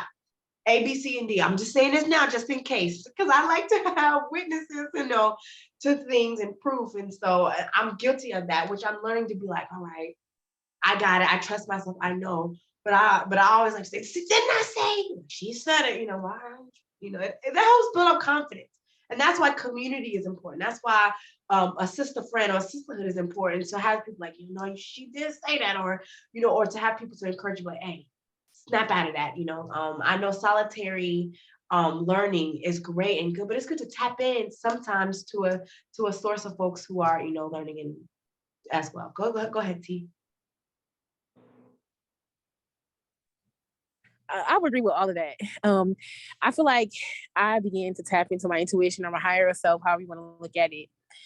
Because if I'm being completely transparent, I did I did some mushrooms one day, and it was like I don't know, I don't remember the exact sequence, but I was thinking something, and then the little quiet voice was super loud, and I'm like, girl, you've been there this whole time? And she like, yes, I have. You just don't listen.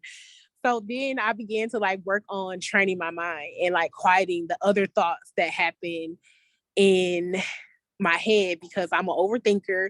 Plus I'm an empath. So I absorb other people's emotions and my mind is always going. So sometimes I have to check myself and my thoughts. Okay, is it anxiety or depression? Am I thinking past or future?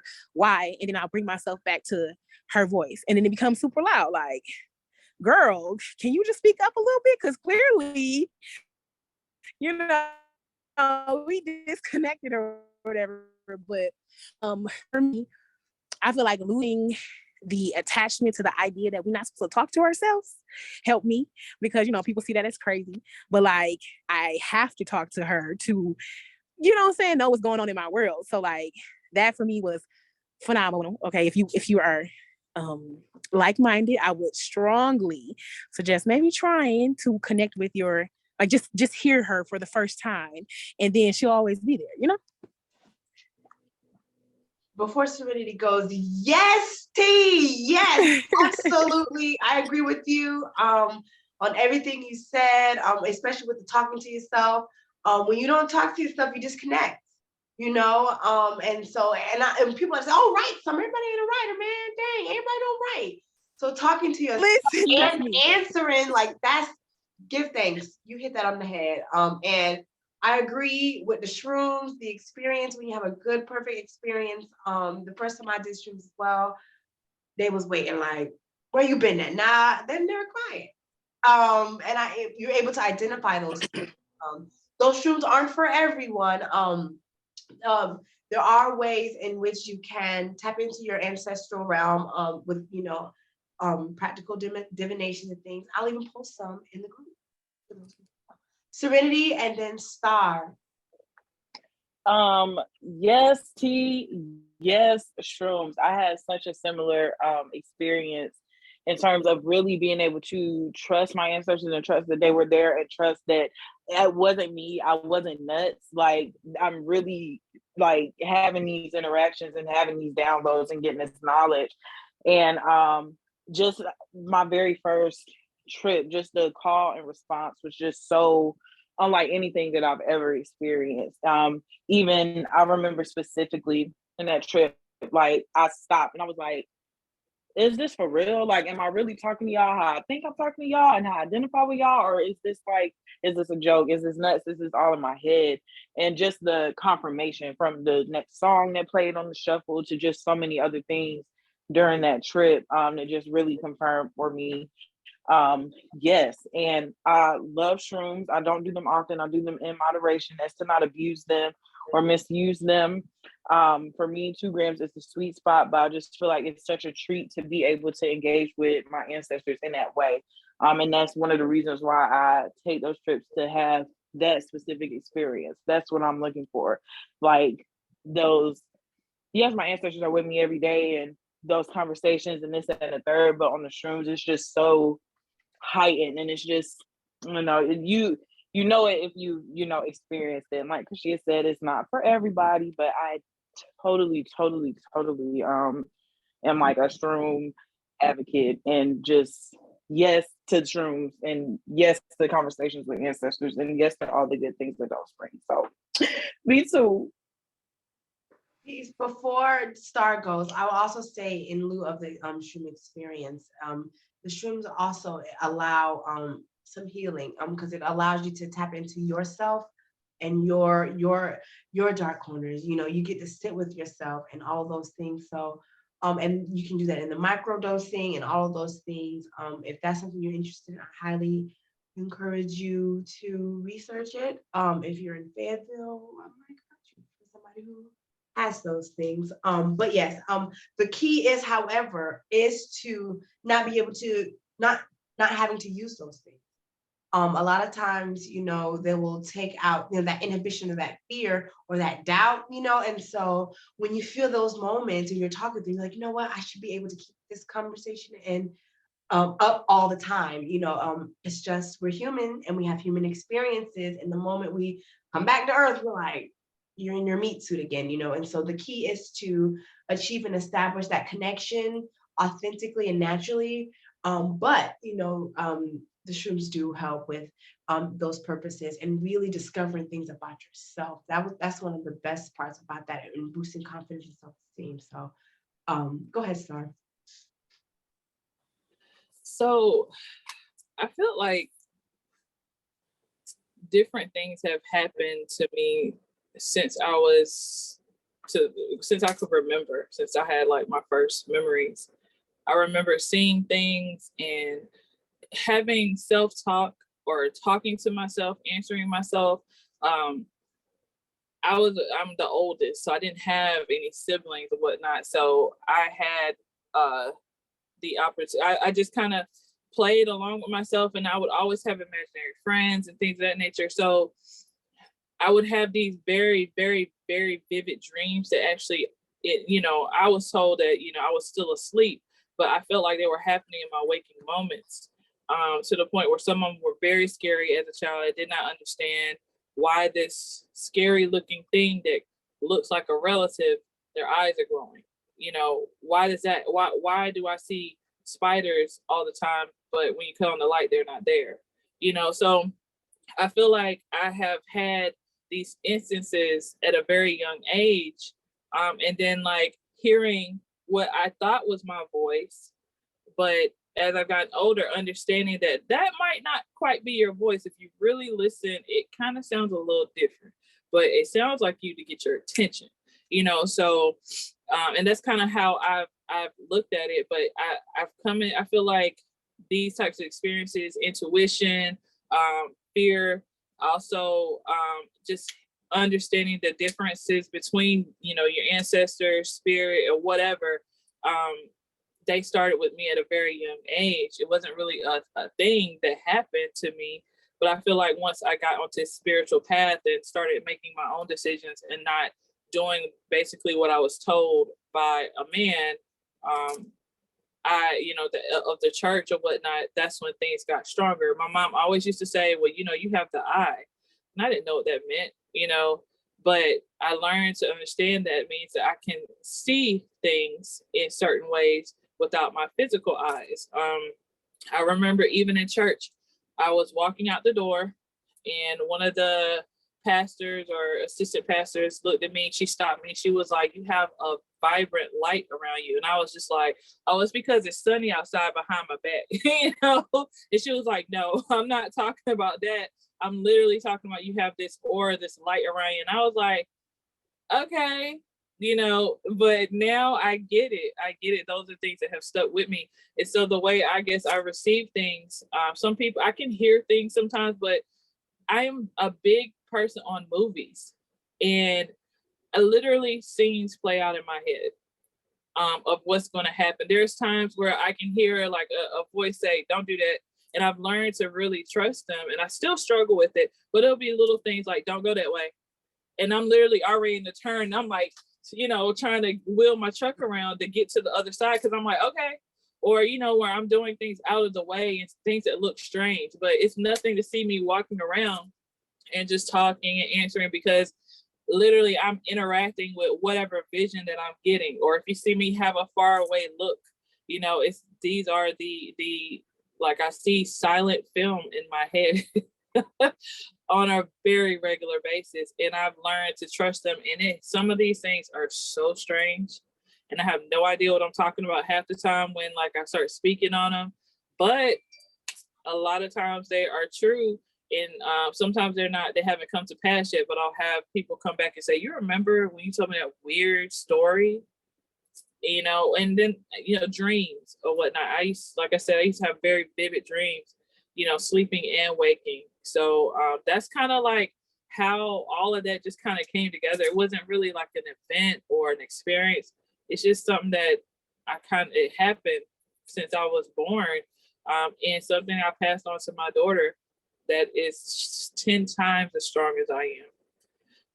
I always say she's not from here. She can't be. She cannot be, because I just don't understand where all this comes from that she speaks, even at this age. You kind of, you're surprised when your children says it, but it's like it just evolves every time she opens her mouth, so yeah, that's just kind of like my experiences when it comes to intuition and how all this stuff happened, and the fears that comes from it, and just how I've come about in this journey. Give thanks. Would anybody else like to share? And again, I'm gonna have these questions in the Facebook group as well. You'll be able to if you can look up topics by the hashtag. So all you gotta do is go hashtag week 1, and you'll see like everything for this week. So I'm going to close the space. We've been at it for a moment. So I'm going to close the space, but I do want to give a little homework assignment. But before I do that, also Wednesdays, what I'm going to do is I'm going to go live and talk about and or do one of the works in the book. So I highly encourage, if you would like to do one of the works and you would like to share your experience or anything of that nature, do so in the groups, because I'm going to be doing it on Wednesdays. So we're on week 1, so during this week I'll be doing the first 3 sections, and then next week will be week 2, and then that's how that'll go. So yeah, so one thing I want to read before we go is I want to read the chant for self-esteem, because I think that, as we are taking hold of, our own paths, we are all like I don't even like to say the black sheep, because the black sheep is a good thing, but we all hear the calling of something different. We all, ask questions. Oh Lord, you are Central Time. Oh man. Okay. Hopefully I put Eastern Standard, because I know people are different area codes. Okay. I think that as we, keep growing in ourselves, that self-esteem and that self-confidence is very important. Like that self-love. Like we hate when people say, love yourself, self-love. You're like, what the hell does that mean? But you get it. It's like, defining yourself, healing yourself, doing that shadow work, doing those, getting the uglies, that's that boosts your confidence, that self-esteem. So I would really like to read this self-esteem chat, and then we'll close out and I'll give you homework. And I posted it. And so we'll move on from there. Okay. So I'll start. My eyes, y'all. Earth, water, fire, and air. Planet. Within me, all things are there. Flesh on my bones is like the earth. It's soft but strong and full of worth. The blood that flows within my veins is like the ocean, river, and rain. My spirit soars and takes me higher. Here is where I keep my fire. My breath and thoughts are like the air. I can do everything and go anywhere. Earth, water, fire, and air. Within me, all things are there.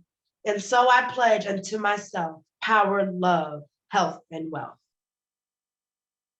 Yes. So that is the self-esteem chant, and even reading that, I felt like Captain Planet and Reading Rainbow, but those are things I liked, but I felt empowered. It's just like, it feels empowering. You feel confident, you can do anything. You know how we tell children that we need to keep telling, you never stop telling yourself these things. And this is something I'm working on too. And so our homework assignment is create your own self-esteem chant. It can rhyme, it can be a rap, I got bars. It can be whatever you want it to be, but something that you can say and chant, and like, this is my boost. This is my, Space Jam when they had the special juice. This is water, drink water. So yeah, create your own self-esteem chant. Also, in terms of the whispering, so when you hear things, take log of those.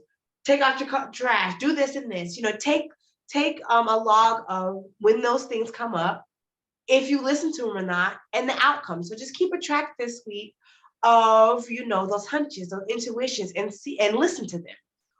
And if you don't, write them that you don't, and see, just journal and experience those things for this week. So yeah, and again, I'll write these down. So create your own self-esteem chants. I'm gonna say mine on Wednesday. And if you want to post it in the group, you can. If you want to post a video of yours, you can. If you bashful like the men were who are no longer here, you can. You can do Amira's. Yep. See, sticky notes. That's good. I was just talking to Star, and I was like, oh, that's cheesy for me. I'm about to be cheesy. I'm about to treat myself like I'm 5. Okay. But yes, so if you want to share those, you can do it in the group.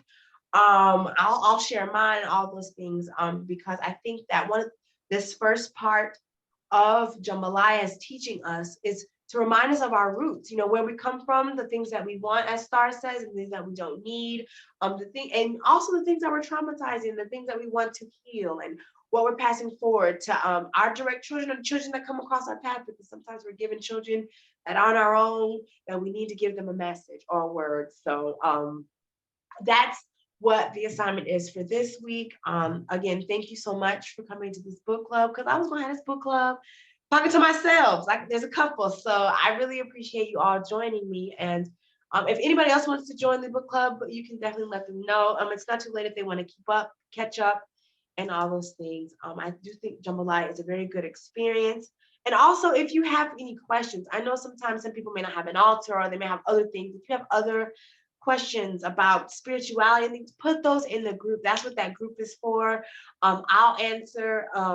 Yes, I'll answer. And then there's again, there are a lot of women who are in different stages of their spiritual knowledge and knowing, and they be knowing stuff. I be asking, so because I don't know, and that's the best part of being a student, is understanding and humbling ourselves and knowing that we don't know everything. Even the things we do know, we don't know its whole entirety. You know what I'm saying? So feel free to ask those questions, and if you don't want to ask them in public, you can slide in my DMs. That's okay too. Just y'all, because everybody else will. Okay. Ignore my Facebook posts. Y'all can slide in my DMs for sure. I do not mind. So again, I give thanks for you all for joining me, for coming to this space. I'm willing that we continue to travel and grow with this Jambalaya experience, as we develop our own practices, our own way, and we do our own thing. So love and light, peace and darkness, because we in the moon phase. We are women in primordial darkness, so darkness is not a bad thing. It is the infinite and untapped potential of who we are. So peace and light to you all. Peace. Night. Thank you. Thank you so much. Thank you. Y'all have a good night. You too. You too. Have a good night, all. Good night. Peace. Peace. Peace, peace. Peace, everyone. Rest well.